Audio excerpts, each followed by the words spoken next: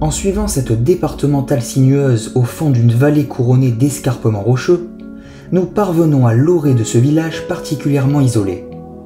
Bien avant les premières maisons, notre point GPS nous indique que nous sommes arrivés. Selon lui, notre objectif est là, juste de l'autre côté de la route. Et pourtant, a priori, nous ne distinguons qu'une abondante forêt où s'enchevêtrent lianes et branchages de toutes sortes. Erreur de localisation ? Quoi qu'il en soit, nous nous arrêtons sur le bas-côté. L'endroit est idyllique, presque surréaliste. Le clapotis d'un cours d'eau en contrebas et le parfum enivrant de la verdure nous rappellent qu'ici, Dame Nature règne en maître. Elle est si dominatrice qu'elle transforme le paysage à son gré avec son précieux allié, le temps.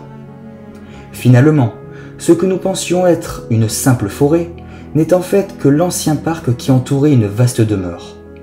Cette dernière est aujourd'hui parfaitement invisible, noyée dans cette anarchique végétation. Sans les précieux renseignements obtenus en amont, jamais nous n'aurions découvert ce spot. Et quel dommage! Car au-delà d'un lieu, c'est une véritable immersion dans l'univers captivant de cette dissidente russe auquel nous vous convions. Intellectuelle et rebelle, elle vivait ici, recluse et clandestine, dans une nécessaire discrétion. Une aventure émouvante et insolite qui ne vous laissera pas insensible.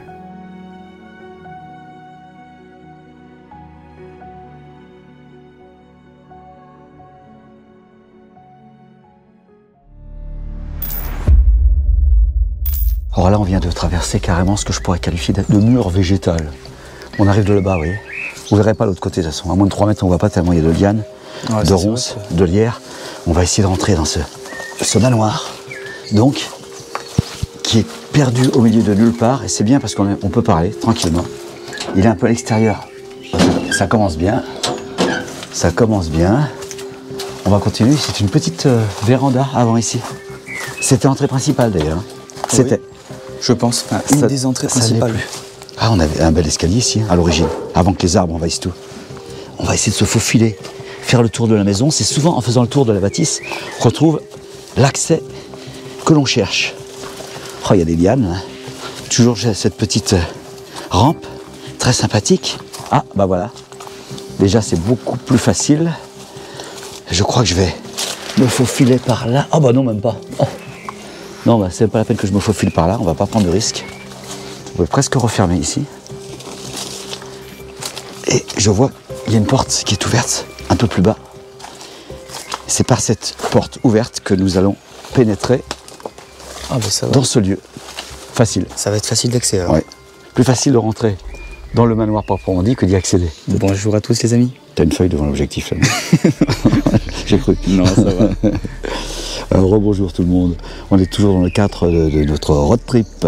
Dans le nord de la France. Et on se retrouve aujourd'hui dans un manoir qui aurait appartenu à une famille russe. Oui, on va certainement trouver quelques indices par rapport à ça, parce que si c'est des Russes, forcément, ils ont laissé quelques preuves de leur présence et de leurs origines. Dans ce lieu, c'est ce qu'on va essayer de trouver avec vous, en tout cas. Alors, d'après ce que nous savons, ce manoir serait abandonné depuis une quinzaine d'années, Peut-être même plus, parce que il est complètement recouvert par la végétation. Vu la végétation qu'il y a derrière nous. Et pour y arriver, une fois de plus, on a bien rigolé, on s'est frayé notre passage comme dans la jungle. On s'est faufilé à travers les ronces, voilà, les branches, les lianes. Bon, on n'a peut-être pas non plus pris le chemin le plus facile. Oui, ça c'est vrai, comme d'habitude d'ailleurs. On prend toujours le chemin le plus compliqué pour arriver à un spot. En tout cas, pour vous, ce sera facile de nous suivre. Restez dans votre canapé, face à votre télé ou avec votre smartphone. Et on vous invite. Vous invite dans ce manoir qui nous réserve bien des surprises. Eh bien écoutez, on arrive directement dans s'il semble avoir été une cuisine. Oui, alors vraiment été, parce que... C'est un peu... il faudrait ranger légèrement. Mais avec un peu de rangement, on pourrait la refaire, cette cuisine. C'est vrai. On a des frigos qui sont là. Ah j'ose plus les ouvrir, les frigos, avec ce qui nous arrivait la dernière fois. Ah oui, non, là, c'est... Oh, l'odeur. Ça puait, c'était horrible. On a des vieilles cuisinières ici. On en a 3. 3 cuisinières. Tac, tac, tac. À supposer qu'ils étaient nombreux, ces gens qui habitaient là. On a un petit meuble là. Oh, regardez. L'éternelle boîte de boutons qu'on trouve si souvent dans les vieilles maisons. Incroyable. Maintenant, quand il manque un bouton, non seulement on ne change pas le bouton, on change la veste. Oui, ça va plus vite. C'est clair. Et ça coûte moins cher. Ah bah c'est clair. On va continuer en se faufilant entre cette petite table et ce meuble. À mon avis, c'était pas du tout comme ça. Parce qu'en plus, Avant. on a quand même plus le savoir-faire de l'époque, hein, quand même. Mais c'est ça, et puis on n'a plus le temps, on n'a plus la patience. C'est plus comme avant. Est-ce que c'était mieux avant ou mieux maintenant? Je sais pas, hein. C'est différent en tout cas. On a un autre petit frigo Bosch ici, je tente. Attention. Oh non, oh il est beau même. Tout est vide. Tout était nettoyé. On dirait presque qu'il est neuf, dire. Sur cette cuisinière, qui Par contre, est aux antipodes du frigo. Alors elle, on devine qu'elle a bien vécu. Hein. Elle a très bien vécu, cette cuisinière. On y mettait des plats, ici, mais qui étaient chauffés, donc. Et on avait même de l'eau chaude, puisque là, on avait de l'eau, qui chauffait grâce au bois qu'on mettait en dessous et qu'on faisait brûler. Enfin, au bois ou au charbon. Ouais. Hein. Et là, il y avait donc Incroyable. l'arrivée de l'eau chaude. Ils avaient l'eau chaude à l'époque, hein. À leur façon, mais ils avaient l'eau chaude. Là, de façon contiguë à la cuisine, on a ce qui s'apparente à une baignoire. Donc on serait dans la salle de bain. À moitié dans la salle de bain, à moitié dans la cuisine. En théorie, oui. Hein. Mais avant, c'est vrai que tout était un peu mélangé. Il n'y a pas vraiment d'ordre établi par rapport à la disposition des pièces. Et là, j'arrive directement dans ce qui était la cave. Elle est voûtée, cette cave.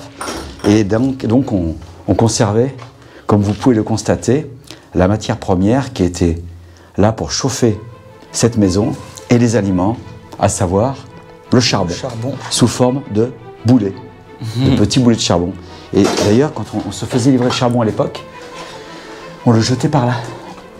Le livreur le jetait directement par cette lucarne. Ah bah remarque, c'était plus Et pratique. ça tombait directement dans la cave. C'était plus pratique pour lui. Ouais. Il reste quelques gamelles, quelques bocaux, de quoi bricoler. C'est très hétéroclite, les objets qu'on trouve ici. Je ne sais pas si le reste de la maison sera aussi dérangé. Alors après la cuisine, on rentre dans une pièce qui semblait être une chambre. Alors tout à l'heure, on avait la boîte à boutons, et là, on a boîte à électricité. C'est un peu le bazar partout. La boîte à électricité, certainement les petits boutons qui gardaient, enfin des boutons électriques cette fois-ci. Et effectivement, regardez, des Russes, des documents, des photographes. Ils étaient vraiment en constante relation avec leurs patriotes russes. On a des prothèses ici, dans cette chambre, où tout est resté, je ne vais pas dire intact, puisque le temps fait son œuvre.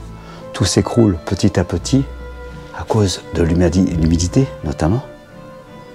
Bon, alors c'est assez en bazar, hein, les amis. Ouais. Il y a eu... Il y a quelques représentations religieuses aussi au Chambouin. mur. Quelques tableaux qui sont là. Cette vieille machine à écrire. Et oh là là, qu'est-ce que c'est ça? Un pistolet, mais je crois que c'est un jouet. J'espère que c'est un... Oui, c'est un jouet. du crime. En tout cas, c'est un jouet. On a de la littérature donc russe ici. Complètement. Sous cette poussière blanche là. C'est moi si sûr. Sublime. Des livres, et on a plein les murs, plein les étagères. Avec un poêle à bois là, les amis. Qui s'était substitué sans doute à cette cheminée, trop compliquée à entretenir. Incroyable. Et on va passer Le tableau ici. dans un état un peu abîmé. Ouais. On va passer dans la seconde pièce de ce rez-de-chaussée. Avec la salle à manger. Je pense. Oui, exact. Elle est dans son jus. Magnifique.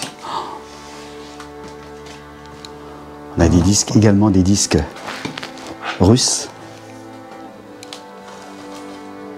L'Armée rouge, ensemble de chants et de danse de l'Armée rouge. Dans les cathédrales russes, celui-ci. Plein de disques encore, parce qu'on a le fameux tourne-disque. Littérature russe, musique russe. Nous sommes bien chez des gens qui ne reniaient pas leurs origines, et pour cause, On a même des partitions ici, donc ça laisse supposer que des membres de la famille jouaient sur le piano qu'on va vous présenter maintenant, qui est juste derrière. Regardez. Bibliothèque. Et le piano. Le piano dont on parlait à l'instant. Je pense pas qu'il va nous ressortir une note, hein, celui-ci. Timidement. Très. Ah, celle-ci est encore présente. Incroyable. Oh. Cette pièce est vraiment sublime. Cette vieille machine à écrire entièrement dans son jeu. Sur la table. Très vieille machine à écrire. Magique. C'est un endroit très, très particulier, imprégné de l'énergie de ceux qui se battaient pour leurs compatriotes à l'époque. Il y avait cette belle solidarité qui faisait que même loin de chez eux, ils gardaient leurs convictions et les défendaient. Nous venons de monter le vieil escalier de bois vermoulu pour accéder à cet étage. En fait, on va vous dire, on n'a pas fini vraiment le rez-de-chaussée pour une raison très simple, c'est qu'on a eu la chance, je dis bien la chance, de croiser 2 personnes passionnées de photos et qui sont en ce moment au rez-de-chaussée en train de travailler, donc on ne va pas les déranger. On va donc faire le premier étage et puis après on retournera sur les 2 pièces du rez-de-chaussée. Vous les présentez. Là, on est dans une chambre donc du premier étage. Alors là, cette chambre est vraiment sublime. Hein. Et dans son jeu... C'est magique. Par contre, on peut commencer, je pense, peut-être par ce miroir. Hein. Oui, allez, on part du miroir qui n'est pas à sa place. Ce magnifique miroir, regardez. Oui, et c'est dommage que ce miroir qui n'est pas à sa place cache quelque chose qui est superbe. Ce magnifique ouvrage. Je ne sais pas si c'est du russe, mais en tout cas, bon, on vous confirme, on a vu quelques livres en russe. Non, non, là ce n'est pas du russe, hein. Là c'est juste musée. Musée, Venise, Vatican, Rome, Florence. Là c'est juste un livre normal. Enfin normal, il est beau quand même. Oui, c'est vrai. Mais... En revanche, la quantité de livres qui est ici nous a confirmé qu'il s'agit bien d'une famille russe qui vivait ici. Là, je vous en présente un, mais les 1000 autres sont pareils. Là, on voit bien que c'est du russe. Hein. Et les amis, on voit bien que cette maison aussi est bel et bien abandonnée. Hein. Voilà, pour le coup. Je vais faire un plan d'ensemble sur cette pièce. Hein. Regardez. Oh, magique. Les étagères sont encombrées de livres. Donc, comme on vous le disait, je vais essayer de les mettre à peu près dans le sens de la lecture. Mais enfin, lecture, c'est très aléatoire dans la mesure où on n'est pas russophone. Bon, bah alors là, il y a plein de... Ouais, c'est du que de russe. Titres qu'on ne connaît pas. Tous les livres sont en russe. Hein. Il n'y a aucun livre français. En fait. Ouais. Il y en aura quelques-uns, effectivement, parce que bon, j'ai certainement aussi maîtrisé la langue du pays qui les accueillait. C'est ça. Mais cette famille, à l'origine, était bien russe. Oh, mais il y a une multitude de livres. Hein. Ah, des livres, ça... Ils en ont dévoré quelques-uns. Hein. Par contre, c'est quoi ça? C'est quoi ce livre? Des livres, des livres, des livres. Les assassins, le front de l'Est. Oui, ben on se rapporte toujours. Là, c'est l'Allemagne contre la Russie, apparemment. Ouais. Mais ça concerne toujours plus ou moins leur pays, même quand ce sont des livres en français. Et là, nous avons une étagère, regardez. Une étagère avec de vieux livres, cette fois-ci. Toujours pareil, regardez. Comparé aux autres. On peut voir les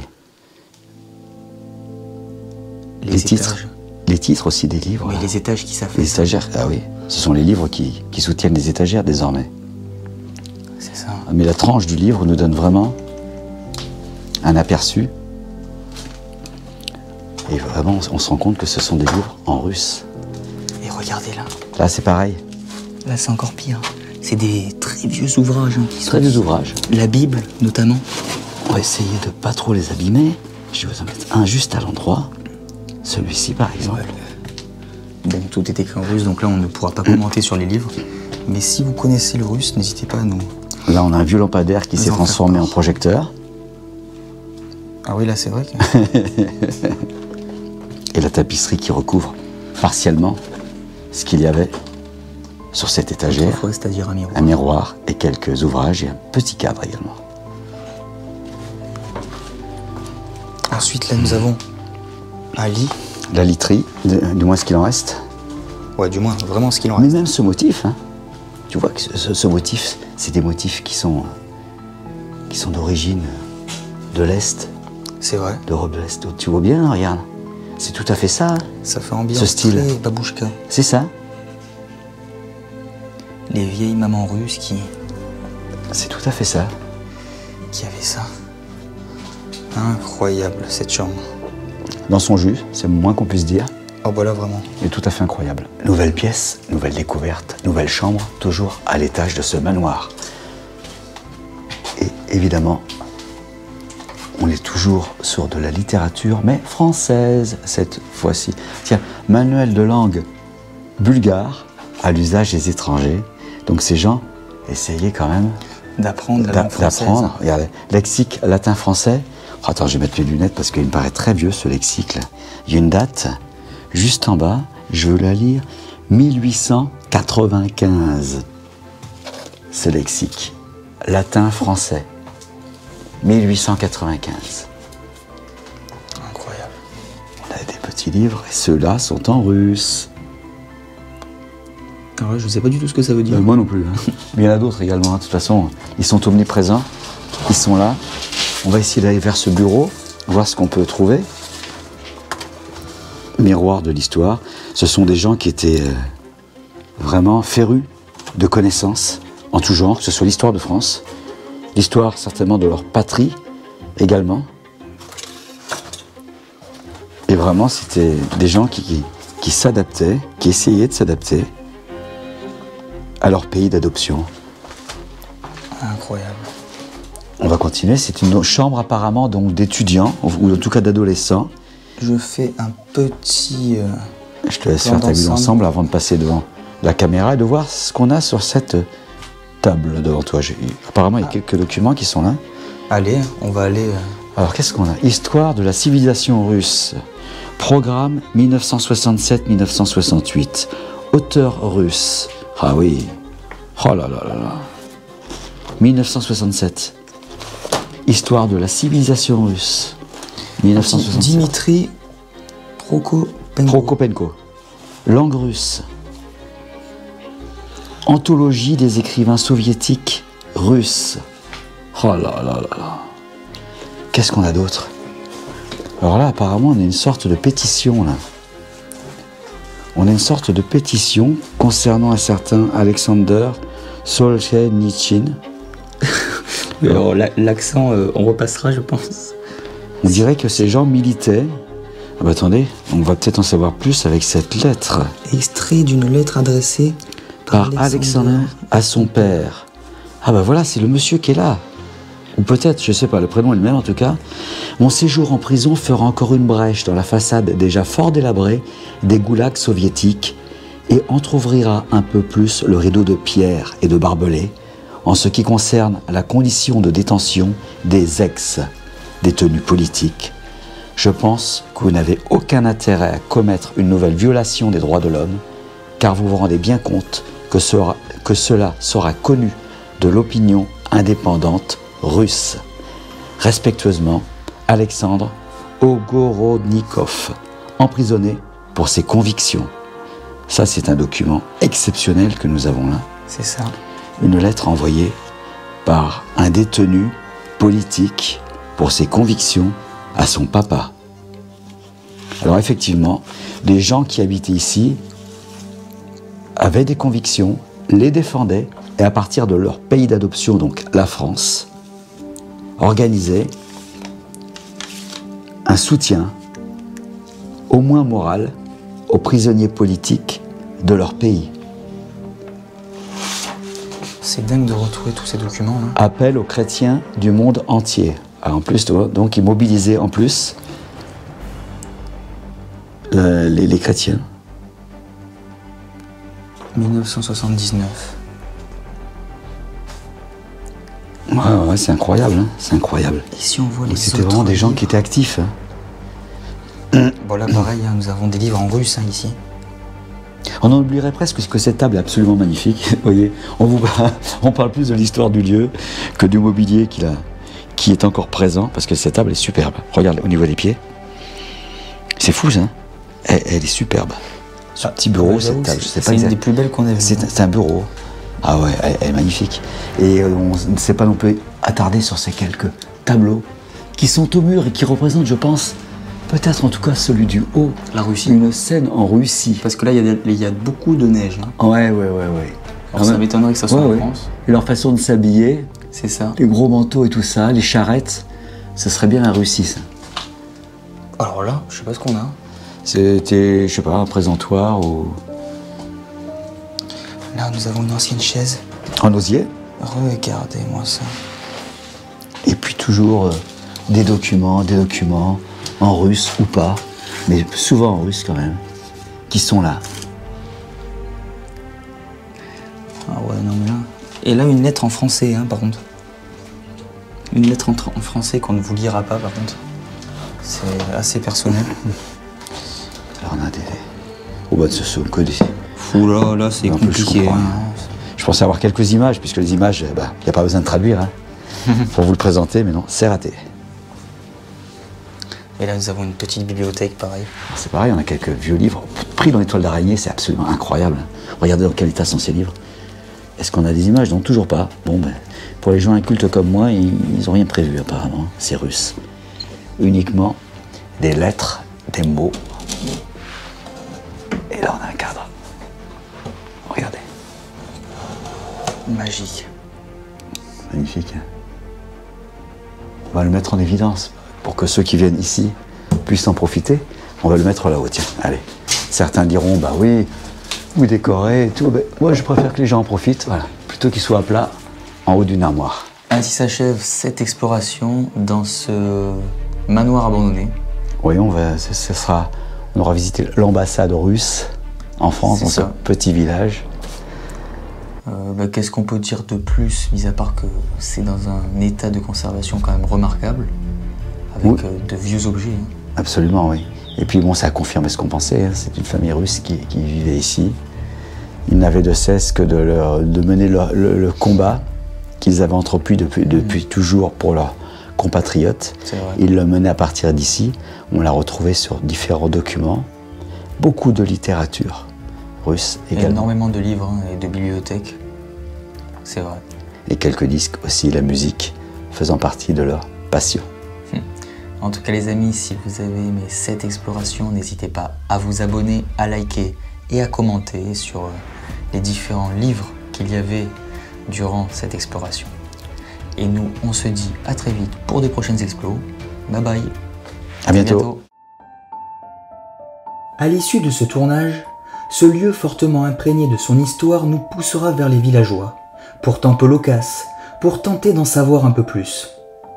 Au-delà de l'exploration, c'est une surprenante révélation, celle d'un destin exemplaire.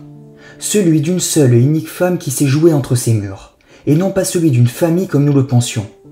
Une intellectuelle russe, militante engagée, qui a tout sacrifié pour défendre une cause qui lui tenait à cœur, celle de la liberté d'expression et de la liberté tout court.